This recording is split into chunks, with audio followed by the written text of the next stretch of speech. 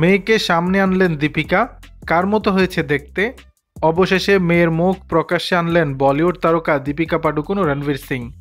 দীপাবলির দিনে একসঙ্গে তোলা পারিবারিক ছবিতে দীপিকা, রণবীর ও তাদের মেয়ে দুয়াকে দেখা যায় ঐতিহ্যবাহী পোশাকে।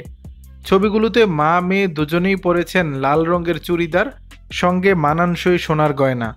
দীপিকার মতোই রং মিলিয়ে সেজেছে ছোট্ট দুয়া। অন্যদিকে রণবীরের পরনে ছিল সাদা ও ঘিয়ে রঙের মিশেলে শেরওয়ানি। এক ফ্রেমে তিনজনের উষ্ণ মুহূর্ত ধরা পড়েছে। কখনো দোয়া হাসছে, আবার বাবা মায়ের কোলে কখনো খেলছে। ছবিগুলোর সঙ্গে দম্পতি লিখেছেন দীপাবলির শুভেচ্ছা। অনেকদিন ধরেই অনুরাগীরা অপেক্ষা করছিলেন দীপিকা রণবীরের কন্যাকে দেখার জন্য। কেউ বলছেন দুয়া একেবারে দীপিকার মতো, আবার কারু মতে রণবীরের ছাপ স্পষ্ট কন্যার মুখে। 5টি ছবির শেষটিতে দেখা যায় দীপিকার কোলে বসে দুয়া 2 হাত জোর করে প্রার্থনায় মগ্ন। উল্লেখ্য, গত বছর গণেশ চতুর্থীর পরের দিনই কন্যা সন্তানের জন্মের খবর জানিয়েছিলেন দীপিকা। সেই বছরের দীপাবলিতে মেয়ের পায়ের ছবি দিয়ে নাম প্রকাশ করেছিলেন তিনি।